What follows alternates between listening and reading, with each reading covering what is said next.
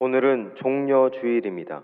성삼위 하나님께서 임재하시는 이 시간, 다 같이 영과 진리로 하나님께 예배 드리겠습니다.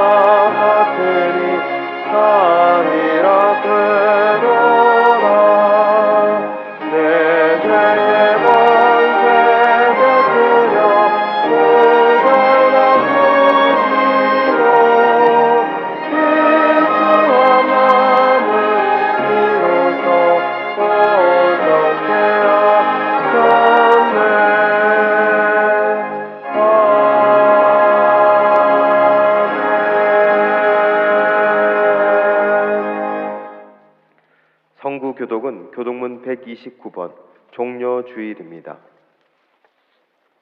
시온에 따라 크게 기뻐할지어다. 보라, 내 왕이 내게 임하시나니 그는 공의로우시며 구원을 베푸시며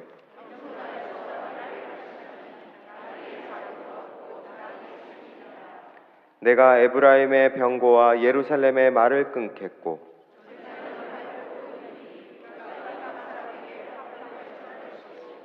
그의 통치는 바다에서 바다까지 이르고 앞에서 가고 뒤에서 따르는 무리가 소리 높여 이르되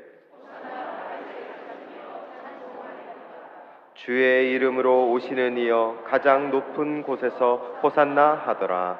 아멘. 나는 전능하신 아버지 하나님 천지의 창조주를 믿습니다. 나는 그의 유일하신 아들 우리 주 예수 그리스도를 믿습니다. 그는 성령으로 잉태되어 동정녀 마리아에게서 나시고 본디오 빌라도에게 고난을 받아 십자가에 못 박혀 죽으시고 장사된 지 사흘 만에 죽은 자 가운데서 다시 살아나셨으며 하늘에 오르시어 전능하신 아버지 하나님 우편에 앉아 계시다가 거기로부터 살아있는 자와 죽은 자를 심판하러 오십니다. 나는 성령을 믿으며 거룩한 공교회와 성도의 교제와 죄를 용서받는 것과 몸의 부활과 영생을 믿습니다. 아멘.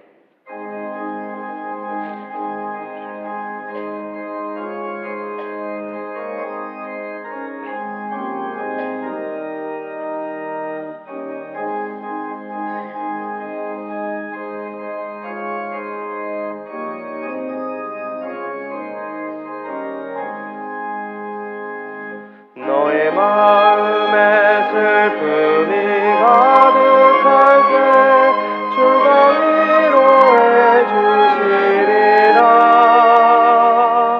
아침에 같이 빛나는 마음으로 너 십자가 지고 가라.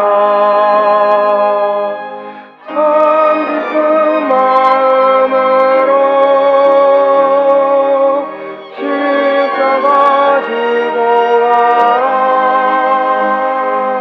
내가 기쁘게 십자가 지고 가며 슬픈 마음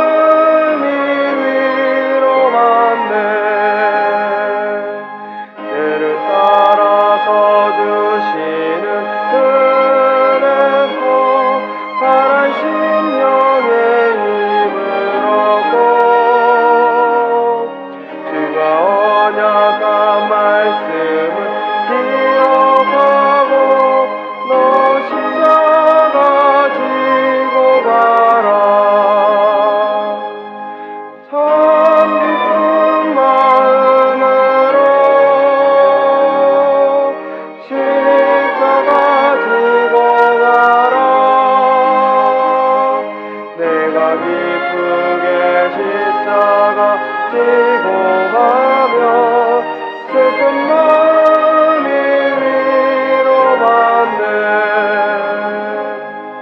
내가 맡은 일 성실히 행할 때에 주님 앞에서 상 받으리. 주가 베푸시는 은혜를 감사하며 너 십자가 지고 가라. 참 기쁜 마음으로 십자가 지고 가라. 내가 기쁘게 십자가 지고 가며 슬픈 마음이 위로받네.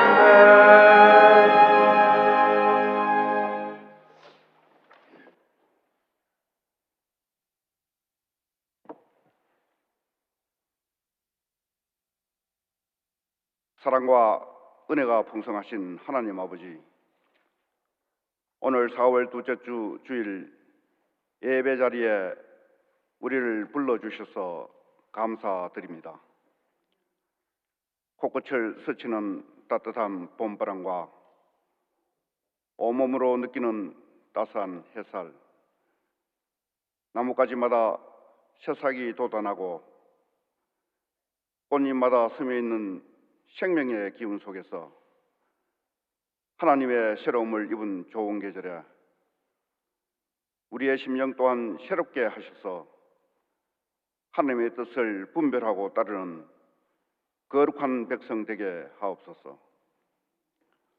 오늘은 주님께서 예루살렘에 입성하신 종려 주일입니다. 많은 사람들은 종려가지를 흔들며 호산나 외치며 열광과 환호를 보냈지만 주님은 겸손히 나귀를 타시고 인류의 죄를 대신하기 위해 십자가로 향하셨습니다. 이 고난주간을 앞두고 우리도 주님께서 걸어가신 그 길을 묵상하며 십자가를 지는 진실한 제자의 삶이 되게 하옵소서. 주님, 이 나라와 민족을 불쌍히 여겨 주옵소서. 정치적 갈등과 분열이 깊어가고 경제적 불안정으로 국민의 고통이 점점 커지고 있습니다. 정치적 갈등 속에서 진정한 정의와 공의는 희미해져 가고 약자들의 신음은 외면받고 있습니다. 주님의 공의와 사랑이 이 땅에서 살아나게 하시고 지도자들이 하나님을 두려워하며 국민을 섬기게 하옵소서. 어성에서 시작된 산불로 소중한 생명과 가정, 일터, 너무나 큰 피해가 일어났습니다. 이 화마로 낭망하는 이재민과 산불 진화를 위하여 목숨까지 바친 소방관들의 위족들에게 하나님 아버지의 이르와 다시 일어설 용기를 내려 주옵소서.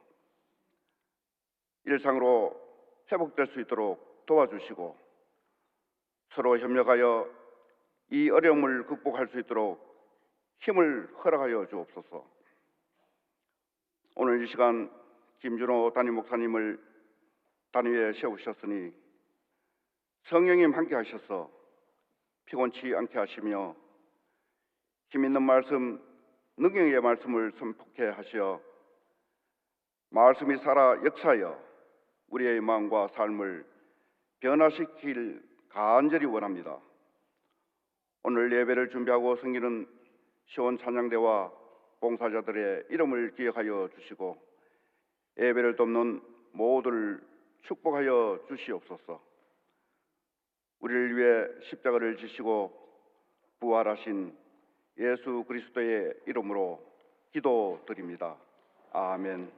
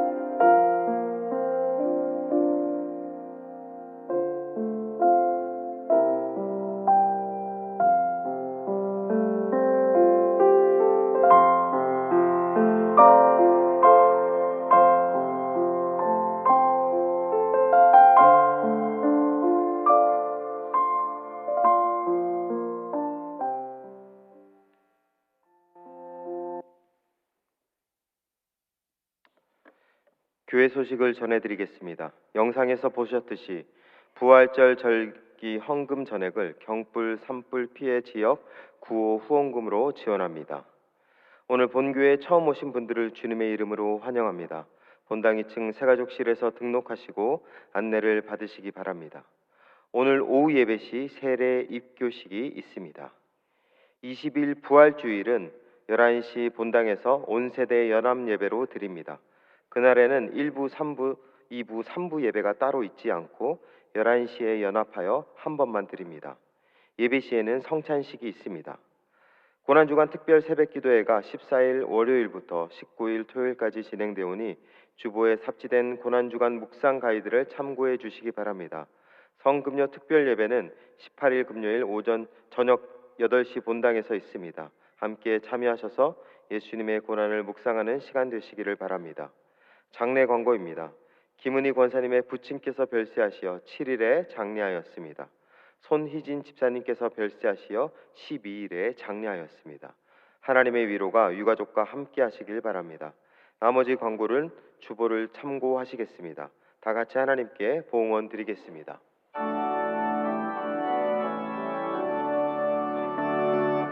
내게 있는 모든 것을 아낌없이 드리네. 사랑하고 의지하여 주만 따라 살리라. 주께 드리네. 주께 드리네.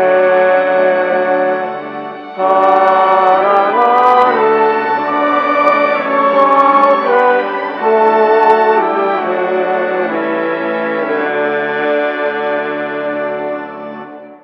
사랑하여 충만하신 하나님 아버지, 종료주일을 맞아 예수님께서 우리를 위해 고난의 길로 들어서신 그 사랑과 순종을 깊이 묵상하게 하심을 감사드립니다. 예루살렘으로 입성하실 때 많은 무리들이 종려나무 가지를 흔들며 호산나 외쳤던 그 마음으로 오늘 우리도 주님을 왕으로 구원자로 마음에 모시며 이 예물을 드립니다. 이 헌금이 주님의 뜻에 합당하게 쓰이게 하시고 고난 주간을 맞아 우리도 자기를 부인하고 십자가를 지는 참된 제자의 삶을 살아가게 하옵소서. 특별히 오늘은 우리 교회 새 가족이 되시어 등록하시는 성도와 가정을 진심으로 감사와 기쁨으로 맞이합니다. 그 발걸음을 인도하신 분이 주님이심을 믿으며 이곳에서 믿음이 자라고 말씀이 뿌리 내리고 사랑 안에서 풍성한 열매 맺는 삶이 되게 하옵소서. 우리가 모두 주님의 한 지체로서 서로를 격려하고 세우며 하나님의 나라를 함께 이루어가는 동력자 되기를 간절히 원합니다. 모든 것을 주님께 의탁드리며 예수 그리스도의 이름으로 기원하옵나이다. 아멘.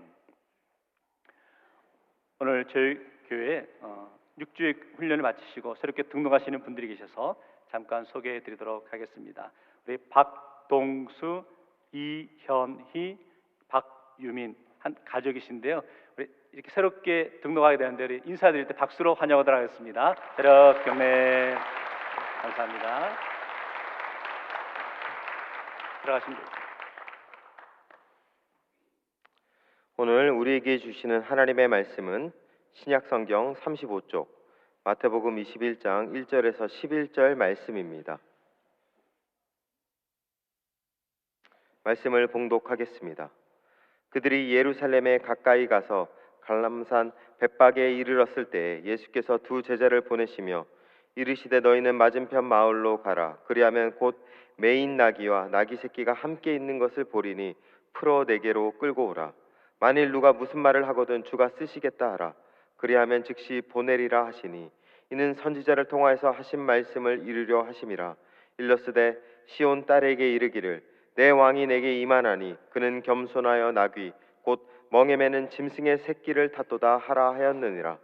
제자들이 가서 예수께서 명하신 대로 하여 나귀와 나귀 새끼를 끌고 와서 자기들의 겉옷을 그 위에 얹음에 예수께서 그 위에 타시니 무리의 대다수는 그들의 겉옷을 길에 펴고 다른 이들은 나뭇가지를 베어 길에 펴고 앞에서 가고 뒤에서 따르는 무리가 소리 높여 이르되 호산나 다윗의 자손이여 찬송하리로다. 주의 이름으로 오시는 이여 가장 높은 곳에서 호산나 하더라. 예수께서 예루살렘에 들어가시니 온 성이 소동하여 이르되 이는 누구냐 하거늘 무리가 이르되 갈릴리 나사렛에서 나온 선지자 예수라 하니라. 아멘.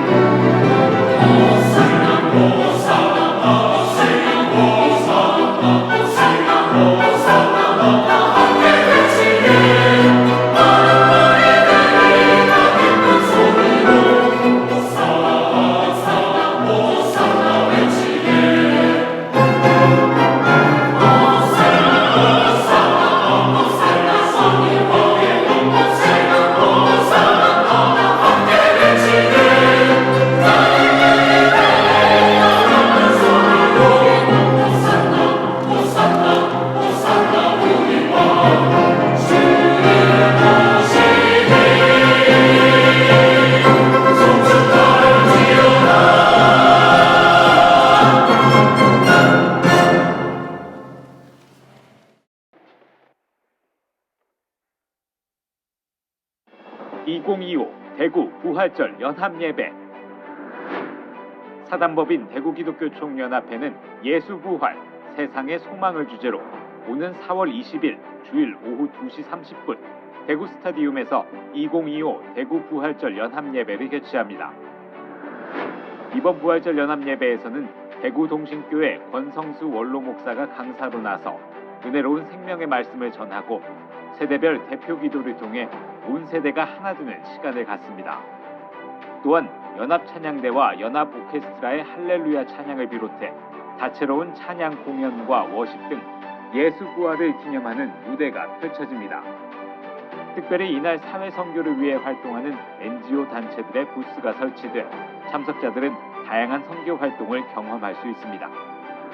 부활절은 기독교의 가장 큰 잔치입니다. 예수님께서 죽음의 권세를 깨뜨리시고 승리하신 날입니다. 대구 지역 부활절 연합예배는 전국에서 가장 큰 규모를 자랑하는 예배입니다.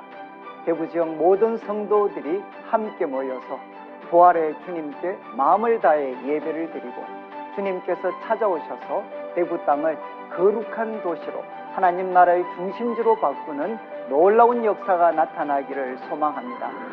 예수 부활 세상의 소망 2025년 대구 부활절 연합예배에 사랑하는 모든 성도님들과 대구 시민 여러분을 초대합니다. 예수님의 부활이 없다면 이 세상 속에 아마도 죄와 죽음의 권세가 가득할 것입니다. 그러나 예수의 부활로 인해서 세상은 빛이 변하게 됐습니다. 어두웠던 세상이 빛으로 들어오게 되고 죽음의 세상이 생명의 세상으로 돌아오게 되었습니다. 2025년 4월 20일 오후 2시 30분 대구 스타디움으로 함께 오셔서 귀한 잔치가 이루어지게 되기를 소망합니다. 그 생명의 자리에 모든 성도님들을 초대합니다. 부활의 소망과 기쁨을 나누는 2025 대구 부활절 연합예배에 성도님들을 초대합니다. 대구적 부활절 연합예배가 최초로 개최된 해가 1934년이었습니다. 그때는 새벽 기도회로 모였는데 바로 이 동산에서 첫 예배가 드려졌다고 합니다.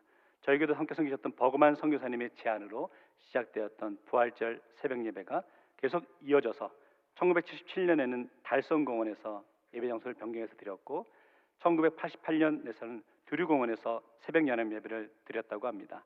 그러다가 1998년에 새벽 연합 예배에서 오후 예배로 바뀌게 되었다 그러죠.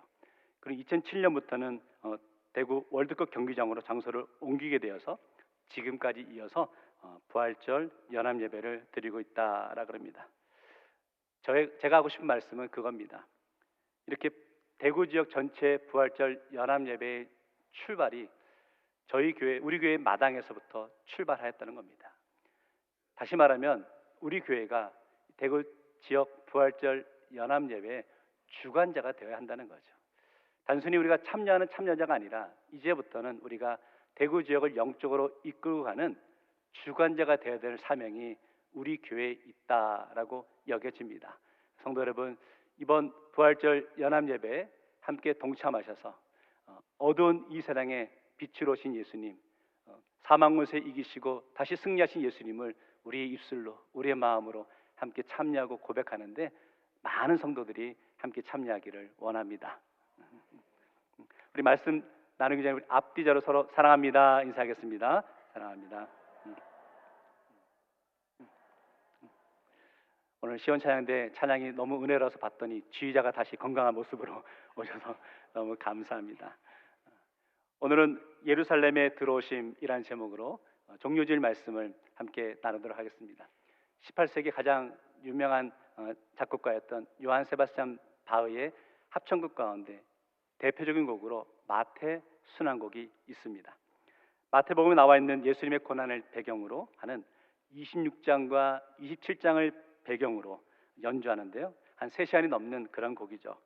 바흐는 복음서에 나오는 순환곡을 계속 작곡했는데 그래서 마태, 마가, 누가, 요한 순환곡이 있습니다. 현존하는 순환곡은 마태 순환곡과 또 요한 순환곡이 있다라 그럽니다. 주님의 고난 당하심에 대한 깊이와 은혜를 고백할 수 있는 음악인 것 같습니다.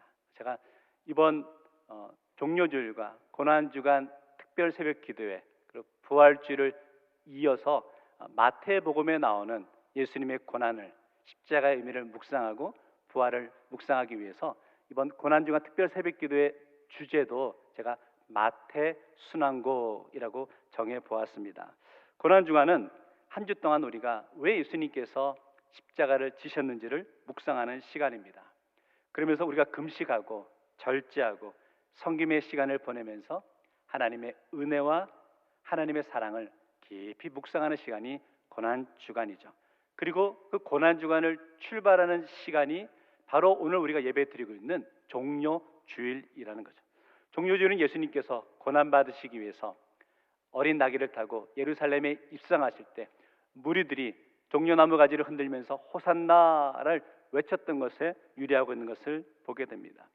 가끔 TV 장면을 보면 이런 내용이 나와요. 갑자기 지진이나 재난이 발생하면 어떻게 행동해야 되는지 행동 요령을 이렇게 미리 연습하는 그런 훈련하는 장면들이 있잖아요. 훈련이 잘 되어 있으면 실제로 그런 재난이 오게 되면 그 피해를 줄일 수 있는 것을 보게 됩니다. 우리가 오늘 종료주일 예배를 드리는 이유 가운데 하나가 바로 성도들이 종료주일에 훈련을 우리가 실시하는 겁니다. 언젠간 우리도 예수님을 맞이하는 자리로 나아가겠죠.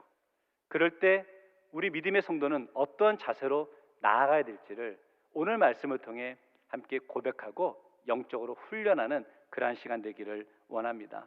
그렇다면 왜 예수님께서 나귀를 타고 예루살렘으로 들어가는 모습이 중요할까? 그 대답은 예수님이 이 땅에 오신 사명을 완성하시기 위해서라는 거죠. 다시 말하면 이 땅에 오신 목적을 완성하기 위해서 예루살렘으로 들어가기 때문에 그 의미가 귀하다라고 여겨지는 거죠. 오늘 말씀 보면 예수님은 영광의 왕으로 들어가는 것 같습니다. 영광의 모습으로 들어가고 군중들은 예수님을 향해 호산나를 외쳤죠. 예수님의 공생의 사역 가운데 지금처럼 사람들의 영광을 받으신 적이 없으셨습니다. 그런데 그 영광 속에 담겨 있는 예수님의 사명이 있었죠. 그 사명이 바로 십자가의 사명, 십자가의 고난이었다는 거죠. 오늘 말씀은 저는 두 관점에서 말씀을 살펴보려 합니다. 먼저는 이 예수님께서 예루살렘에 입성하실 때 그 마음과 그 의미가 무엇인지를 함께 살펴보았으면 좋겠고요. 두 번째는 예수님이 입성하실 때 수많은 무리들이 예수님을 향해 호산나라고 외쳤지만 그 무리들이 가지고 있던 마음은 도대체 어떤 것이었는지를 오늘 말씀을 통해 묵상하고 싶습니다. 우리가 드라마나 연극을 볼 때 뭐 가장 중요한 것은 그 배우들의 대사라든지 어떻게 행동하는 제스처가 중요하죠. 그러나 그 극을 더 완성하는 것 가운데는 어떠한 소품을 활용하고 있는지도 중요하다라고 여겨지는데 오늘 말씀에서 중요하게 등장하고 있는 소품이 두 가지가 있습니다.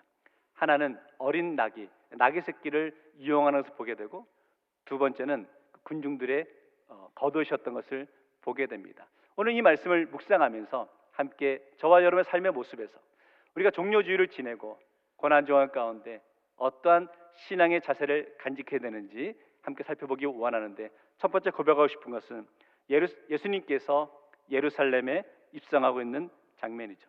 이 장면에 가장 우리가 먼저 살펴보고 싶은 것은 예수님은 메시아로 이 예루살렘 성에 입성하고 계신다는 거예요. 1절 말씀인데 같이 읽겠습니다. 시작. 그들이 예루살렘에 가까이 가서 감난산 벳박에 이르렀을 때에 예수께서 두 제자를 보내시며 여기 지명이 나오는데 감난산 벳박에가 등장하는 것을 보게 됩니다. 사실 예수님께서 예루살렘 성에 입성하시는 이 장면은 우리 많은 성도분들이 다 잘 아시는 내용입니다. 그런데 이 예루살렘 성에 입성하실 때 등장하는 지명 감람산에 대해서는 그렇게 중요하게 다루지 않는 것을 보게 됩니다. 그러면 왜 이 감람산이라는 것이 지금 이 상황에서 중요하게 우리가 다루어야 될까? 그 당시 유대인들이라면 누구나 다 알고 있던 예언의 내용이 하나 있었습니다. 스가랴 14장 4절의 내용인데요. 그날에 그의 발, 메시아의 발이죠. 예루살렘 앞 곧 동쪽 감람산에 서실 것이요. 다시 말하면 유대인들이 기다리던 메시아가 오는데 그 메시아는 어디서부터 오냐면 감람산에서부터 온다라는 거죠. 근데 오늘 예수님께서 감람산 벳박에서부터 내려오고 있는 것을 보게 됩니다. 이 장면은 결국은 하나님의 예언하신 예언이 이루어지고 있구나, 성취되고 있구나라는 것을 가르쳐 주는 것이죠. 그러면 예수님이 오신 그 모습 가운데 특징이 뭐냐? 그 모습은 겸손이죠. 예수님 보여준 사명의 기본은 겸손이라는 거죠. 만왕의 왕이신 예수님께서 화려한 개선장군처럼 입성하지 않으시고 초라하고 볼품없어 보이는 어린 나귀 새끼를 타고 입성하는 것을 보게 되는데 2절 말씀이 이렇게 말하고 있죠. 이르시되 너희는 맞은편 마을로 가라. 그리하면 곧 매인 나귀와 나귀 새끼가 함께 있는 것을 보리니 풀어 내게로 끌고 오라. 무슨 상황이냐면 제자들을 보내는 거예요. 나귀를 가져오라 그러는데 두 마리가 나오는 거 있어요. 나귀가 나오고 나귀 새끼가 나오고 있죠. 제자들은 이 두 마리를 함께 끌고 왔다는 거죠. 그런데 예수님은 나귀를 타지 않으시고 나귀 새끼, 어린 나귀를 택해서 타셨다는 거죠. 여기에 담겨 있는 의미가 뭐냐는 거죠. 어린 나귀를 타셨다는 의미는 쉽게 말하면 겸손을 상징하고 있는 거죠. 지금까지 짐을 실어보지 않았습니다. 지금까지 한 번도 사람을 태워보지 않은 나귀 새끼였습니다. 그 나귀 새끼가 예수님을 타고 걸어갈 때 그 사뿐사뿐 날아다니는 마음으로 걸어갔을까요? 그렇지 않겠죠. 아마도 다리가 후두루 떨리는 가운데 무슨 날벼락인가 생각하면서 낑낑거리며 그 길을 걸어갈 수밖에 없었겠죠. 생각해보고 싶은 것이 있습니다. 우리 이 땅에 예수님이 메시아로 오셨다니까요. 구원자로 오셨다니까요. 그러면 화려한 백마를 타고 예루살렘에 입성해야 되지 않을까? 개선장군처럼 입성해야 되지 않을까?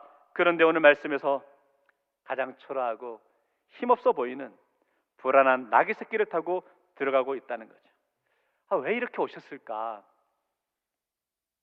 성경의 이론 가운데 우리가 이성적으로는 잘 이해가 되지 않는 그런 말씀들이 여러 나오고 있는데 예를 들어 이런 것이죠. 예수님께서 말씀하시기를 원수를 사랑하라라고 말씀하십니다. 성도 여러분, 이성적으로 이해가 되지 않습니다. 어떻게 원수를 사랑합니까? 원수는 미워해야 맞죠. 시기에 맞지 않을까요? 그런데 오늘 예수님은 원수를 사랑하라라고 하시네요. 또 말씀 가운데는 이렇게 말하는 표현이 있어요. 살기 위해서는 죽어야 한다. 살려면 살고 죽으려면 죽는 것이지, 살려면 죽으러 한다니 헷갈리지 않으십니까? 오늘 본문도 마찬가지예요. 예수님께서 오늘 모습 가운데 왕으로 오셨다면, 메시아로 오셨다면, 호산나의 찬송을 받는다면 멋진 모습으로 오셨어야 되는데 왜 한 번도 사람을 태워보지 않은 그 어린 나귀 새끼를 타고 입성하셨냐라는 거죠. 그 모습에 담긴 핵심은 겸손이라는 거죠. 그리고 그 겸손의 의미 가운데 희생이 있는 것을 보게 됩니다. 이 모습은 죄 없으신 예수님께서 이 땅의 모든 세상 죄를 짊어지고 가시는 예수님의 모습을 비유적으로 보여주고 있는 장면이죠. 어린 나귀의 힘들어하는 모습에서 예수님의 희생의 모습을 보게 됩니다. 결국 예수님이 보여주신 겸손의 모습은 자신의 전부를 내어놓으시는 그 모습을 우리가 묵상해 보는 것이죠. 정리해 볼까요? 성도 여러분, 겸손의 길을 간다는 것은 아무도 알아주지 않는 길이라는 거죠. 그러나 우리도 주님을 따라 십자가를 지며 묵묵히 걸어갈 수 있어야 된다라는 거죠. 이번 고난주간을 우리가 보내면서 가장 먼저 묵상하고 싶은 것은 우리 예수님께서 어린 나귀 새끼를 타고 입성하시는 모습 가운데 겸손과 희생의 모습을 보여주었듯이 우리가 주님을 따르는 제자로서 우리들의 모습 가운데 다시 한번 겸손과 섬김과 헌신의 모습으로 나아갈 수 있는 성도 되시기를 주의 이름으로 축원합니다. 오늘 말씀에서 한편으로 겸손의 모습이 나오고 있지만 또 다른 한편으로는요, 예수님의 영적인 권위가 드러나는 장면이 있습니다. 예수님께서 제자들을 향해서 그 나귀를 데려오라라고 하시죠. 그때 혹시 주인이 무슨 일이냐라고 말하면 주가 쓰시겠다 이 한마디만 하라는 거예요. 3절 말씀 같이 읽겠습니다. 시작. 만일 누가 무슨 말을 하거든 주가 쓰시겠다라 그리하면 즉시 보내리라 하시니, 이 말씀을 보면 참 대단하다라고 여겨집니다. 이 말씀 묵상하면서 제가 어린 시절 불렀던 노래가 하나 떠올랐습니다. 가사를 개사해서 불렀던 노래인데요. 네 것도 내 거고 내 것도 내 거 모두가 내 것이다. 아멘.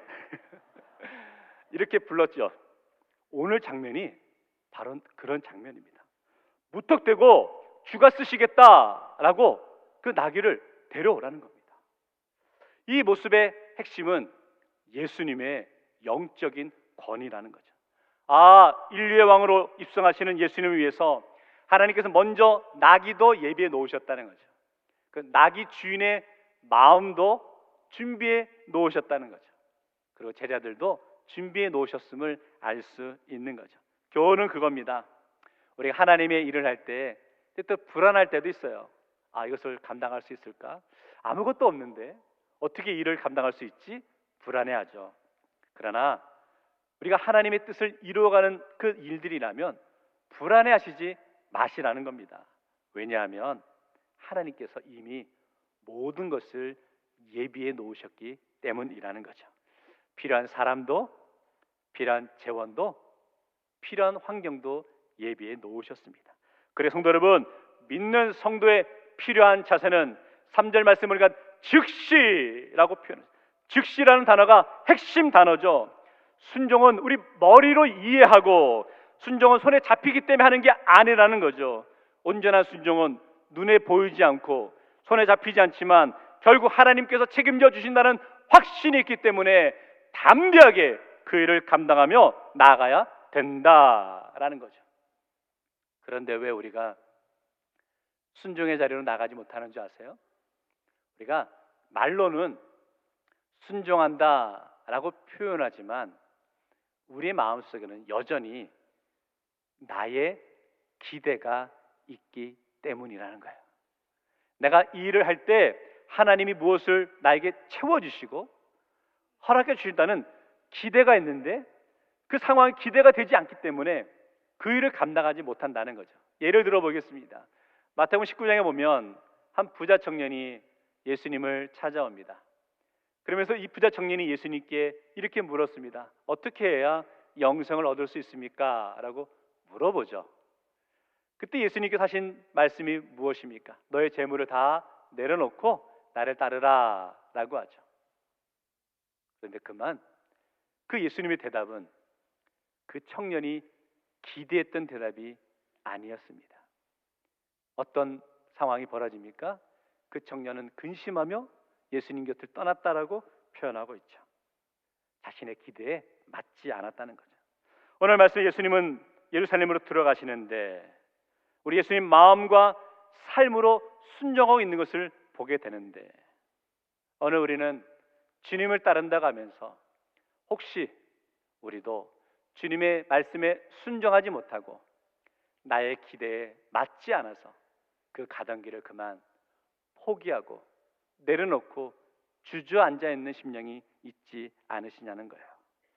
우리가 고난주간을 시작하면서 우리가 주님을 따라 십자가의 길을 걸어간다면 우리도 온전히 주님의 명령에 철저히 순종하고 나의 주장, 나의 고집, 나의 욕심을 내려놓고 온전히 주님 가신 그 길로 함께 걸어가기로 고백하며 결단하는 성도 되시기를 주의 이름으로 축원합니다. 두 번째는 그래서요, 군중들의 반응을 봅니다. 오늘 말씀에서 예수님을 따라오는 군중들이 있었습니다. 근데 그 군중들이 똑같은 모습이 아니었다는 거예요.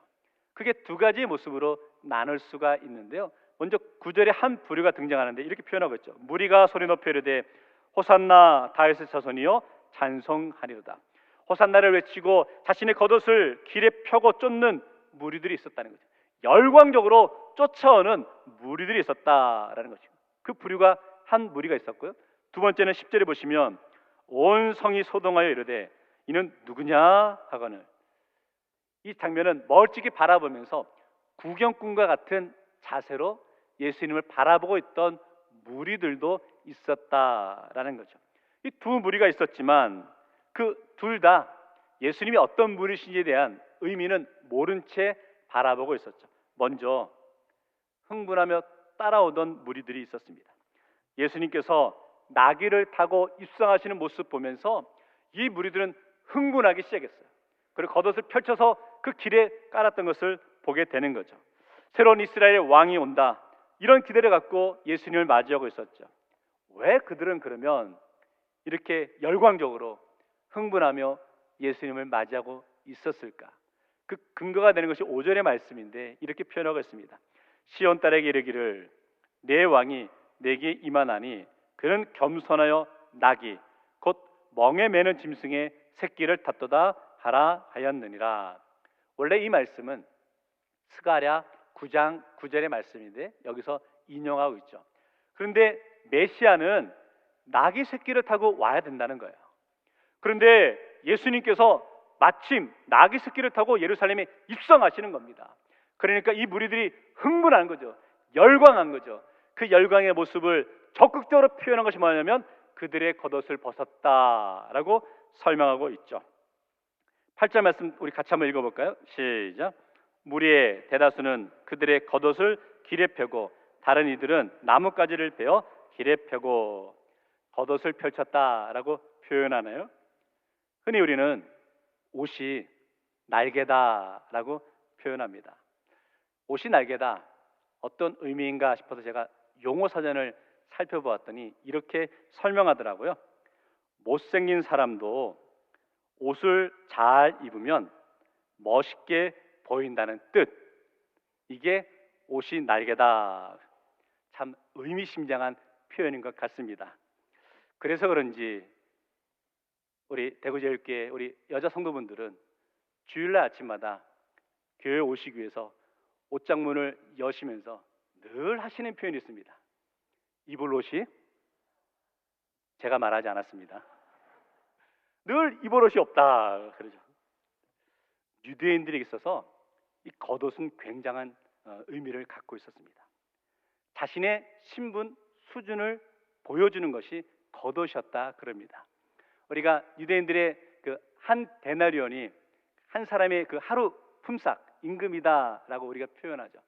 그런데 그 당시 명품 겉옷은 한 200데나리온 정도 했다고, 일반적으로도 한 20데나리온 정도는 돼야 그 겉옷을 살 수 있었다 그럽니다. 그러면서 그 당시 사람들은 저 사람의 겉옷이 어떤 옷을 입었는지만 봐도 저 사람의 삶의 수준이 어떤지를 대충 알 수 있을 만큼 겉옷은 유대인들에게 중요한 옷이었다는 거죠. 그런 소중한 겉옷을 오늘 이 무리들이 벗었다는 거죠. 그리고 예수님이 가는 길에 펼쳤다는 것을 보게 됩니다. 그만큼 그들은 예수님이 자신의 세상의 정치적인 왕으로 들어오는 것에 대한 기대함이 있었죠. 그런데 그만 예수님께서 붙잡히시네요. 그런데 그만 예수님이 신문을 받으시네요. 그런데 그만 예수님께서 십자가에 달릴 위기에 놓이게 되셨죠. 기대가 컸던 무리들이 예수님이 무리에 잡히시고 신문당하는 모습 가운데 그 기대가 실망으로 바뀌게 되었죠. 그 무리들이 나중에 어떻게 하는지 아십니까? 예수님을 향해서 이렇게 외치고 있죠. 그를 십자가에 못 박아라 라고 외쳤던 무리요. 호산나라고 외쳤던 무리나 예수님 십자가에 못 박으라 외쳤던 무리가 다른 무리가 아니었다는 겁니다. 똑같은 무리였는데 기대했던 마음이 실망이 커지자 그들이 원망하며 예수를 십자가에 못 박으라 라고 분노하고 있는 것을 보게 되는 것이죠. 성도 여러분, 오늘 우리가 주님을 따르는 성도의 삶을 살아갑니다. 그런데 혹시 우리 마음 가운데도 예수님을 향한 기대하는 마음이 있었는데 그 예수님이 나의 기대를 이루어 주시지 않아서 실망하시지 않으셨습니까? 그런데 혹시 그 실망이 깊어지다 보니까 예수님을 향한 분노와 원망으로 변하시지 않으셨냐는 거예요. 오늘 우리 주님의 이 땅에 오심은 우리의 기대를 이루어 드리기 오신 것이 아니시라는 겁니다. 하나님의 기대를 이루어 드리기 위해 이 땅에 오시고 십자가를 지셨다는 거죠. 우리가 종료주일을 지내고 고난주간을 보내면서 우리 주님의 이 땅에 오심은 하나님의 기대를 이루어 드리기에 오셨음을 우리가 함께 묵상하며 고백하며 나아갈 수 있기를 원합니다. 또 다른 무리가 있었습니다. 이들은 단지 예수님이 예루살렘에 입성하시는 그 모습에 좋은 구경거리구나 라고 여겨서 구경하러 나온 무리들이 있었죠. 10절을 다시 보시면 이렇게 말하죠. 예수께서 예루살렘에 들어가시니 온 성이 소동하여 이르되 이는 누구냐 하거늘 온 성이 소동하였다라고 표현합니다. 예수님이 누군지 알아서 좋아한 것이 아니라 누군지 모르지만 궁금한데 그래 소동하는 모습이 보여졌다는 거죠. 어릴 적 밖에서 들려오던 소독차의 굉음은 잠자던 우리들의 영혼을 역동적으로 깨우는 시간이 되었습니다. 밥을 먹다가도 소독차의 굉음이 들리면 숟가락을 내던진 채 밖으로 뛰쳐나가죠. 그러면 서로 소독차의 그 연기가 나오는 뒷자리를 차지하겠다고 싸웠던 그런 아련한 추억이 있습니다. 별로 놀 것도 없던 그 시절, 그것보다 더 좋은 구경거리는 없었죠. 그런데 오늘 너무나 안타깝게도 예수님께서 예루살렘에 입성하시는 그 모습이 또 한 무리에게는 그저 신기한 구경거리로밖에 여겨지지 않았다는 거죠. 나사렛에 올라온 시골 사람을 통해서 이전에 들려오던 소문이 맞는지, 정말 병자가 낫고 죽은 자가 살아났다는데 그 소문이 맞는지 궁금해서 그저 소문을 확인하기 위해 구경거리를 확인하기 위해 온 모습, 오늘 그 모습이 무리들 가운데 있었던 모습이라는 거죠. 성경에 보면 예루살렘 성에 소동이 일어났던 상황이 또 한 번이 있었습니다. 예수님께서 태어나셨을 때 동방 박사들이 아기 예수님께 경배하기 위해서 동방에서부터 찾아오죠. 예루살렘 성에 입성했을 때 마태복음 2장 3절에서 이렇게 반응합니다. 헤롯 왕과 온 예루살렘이 듣고 소동한지라. 예루살렘이 소동하였다 그러는데 그 상황이, 그 장면이 지금 다시 재현되고 있는 것을 보게 되는 거죠. 우리 예수님은 인류의 구원자로 오셨습니다. 십자가를 지시기 위해 예루살렘에 들어가십니다. 그런데 어느 한 무리에게는 그 장면이 그저 구경거리로밖에 여겨지지 않았다는 거예요. 예수님의 마음이 참 섭섭하셨을 것 같아요. 서운하셨을 것 같아요. 슬프셨을 것 같아요.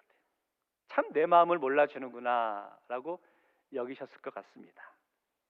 그런데 성도 여러분, 여러분은 어떻습니까? 여러분은 얼마나 예수님의 마음을 알아주고 이해하고 깨닫고 있으신지요? 우리도 혹시 우리 주님이 예루살렘에 입성하시는 그 모습을 바라보며 구경꾼처럼 그냥 신기한 장면이다 라고 여기며 바라보고 있지는 않으시냐는 거예요. 이번 고난주간을 보내면서 우리 영적인 갈등과 고민과 결단이 있기를 원합니다. 예수님의 고난에 동참하기 원합니다. 예수님의 십자가의 사랑을 묵상하기 원합니다. 예수님의 십자가의 은혜의 자리에 함께 고백하며 나아갈 수 있는 성도 되시기를 주의 이름으로 축원합니다. 결론 내리겠습니다. 예수님의 십자가 사랑을 묵상할 수 있기를 바랍니다. 유대인들에게는 절기가 있죠. 그 중에서도 초막절의 절기가 있습니다. 그들의 조상들이 광야에서 고생하고 있을 때에 하나님이 어떻게 그들을 사랑하셨는지 그 섭리와 은혜를 기억하면서 그 초막절이 되면 그들이 집을 떠나서 텐트를 치고 광야에서 시간을 보내는 그러한 시간을 갖는 것을 우리가 잘 알고 있을 겁니다. 비교하기 좀 그렇지만 이슬람 사람들은 라마단이라는 기간을 보내게 되죠. 그 기간이 되면 나름대로 금식하기도 하고 절제하면서 경건하게 그 시간을 보내는 것도 우리가 잘 알고 있습니다. 우리 기독교에서도 그런 특별한 시간이 있다는 겁니다.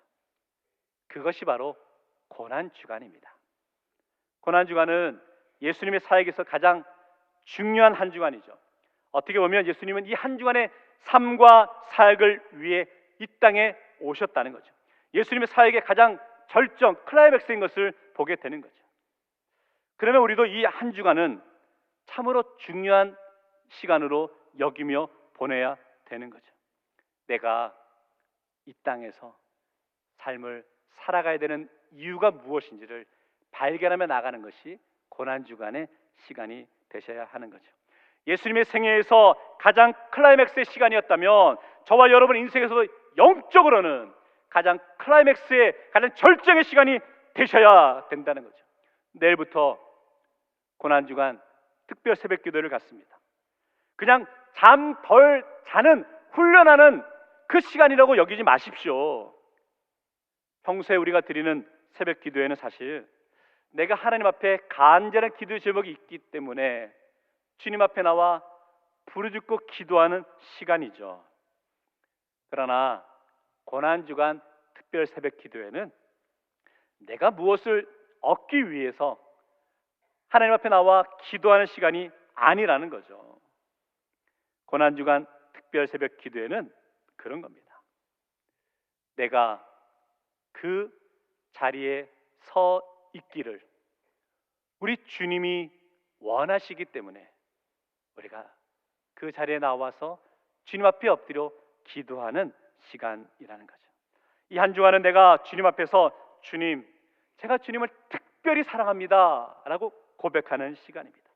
단순히 고난주간 특별 새벽기도에 이거 연례 행사처럼 형식적으로 지내는 거야, 이런 마음 갖지 마시고 정말 우리 주님이 나를 부르시기에 함께 나와와서 주님의 고난의 그 의미를 함께 깨닫고 동참할 수 있기를 원합니다. 그래서 이번 한 주간을 보내시면서 더 깊이 말씀도 묵상하십시오. 그리고 건강이 허락되신다면 금식도 실시해 보십시오.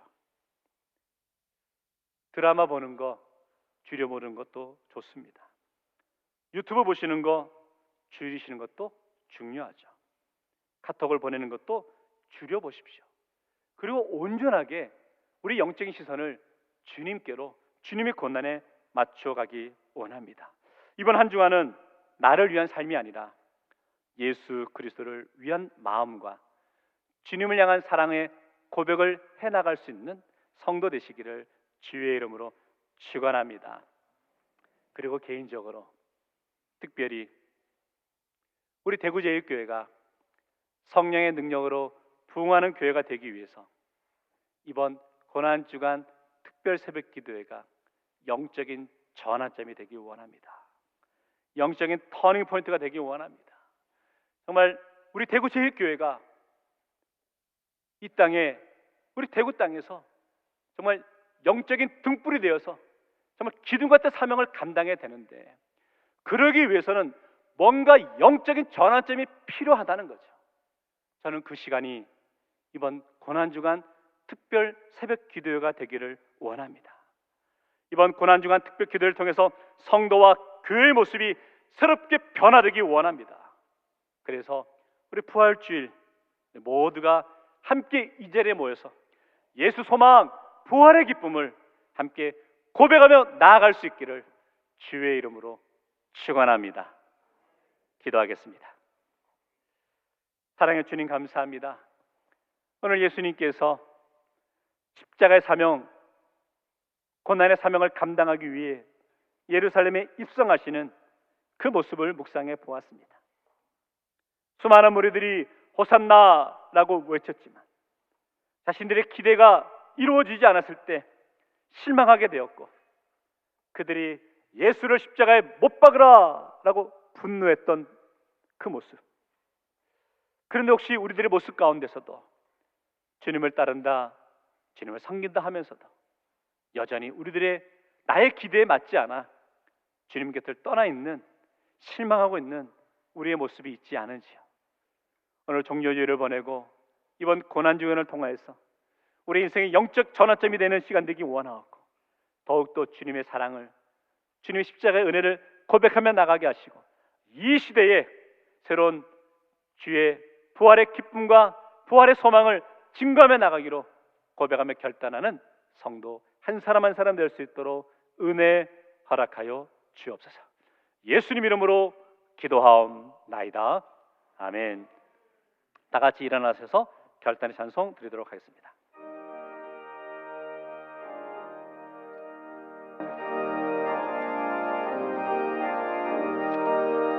내 주의 보혈은 정하고 정하다. 내 죄를 정케 하신 주 날 보호하신다. 내가 주께로 지금 가오니 십자가의 보혈로 날 씻어주소서. 약하고 주에도 주께로 나가면 임축시고 내 주함을 또 씻어주시네. 내가 주께로 지금 가오니 십자가의 보혈로 날 씻어주소서. 나로다 하심은 온전한 믿음과 또 사랑함과 평안함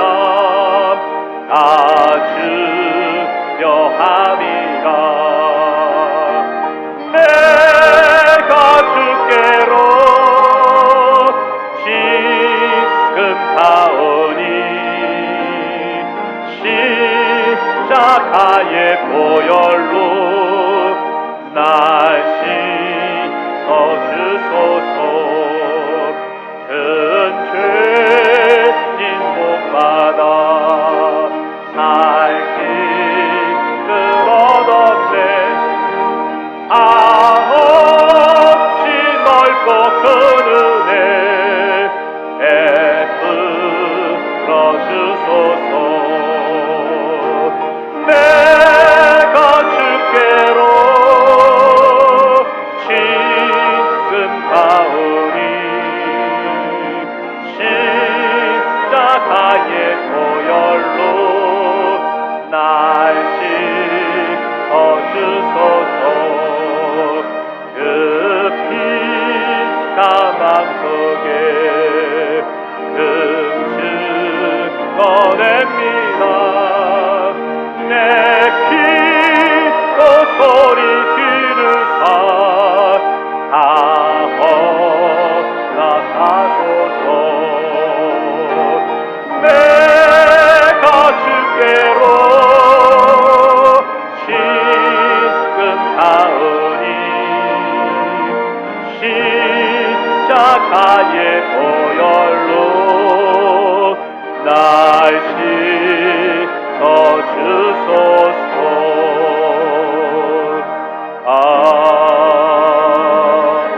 아멘. 이제는 우리 주 예수 그리스도의 은혜와 하나님 아버지의 극진하신 사랑과 성령의 교통 역사 감화하심이 우리 예수님이 걸어가신 고난의 길, 십자가의 길을 함께 걸어가기로 고백하며 결단하는 우리 대구제일의 모든 성도들과 가정과 자녀들의 삶 속에, 그리고 이 나라와 이 민족 위에 땅끝까지 이르러 복음을 증거하는 우리 모든 선교사님들과 그 사역 현장 위에 지금부터 영원토록 함께 하옵기를 간절히 축원하옵나이다. 아멘.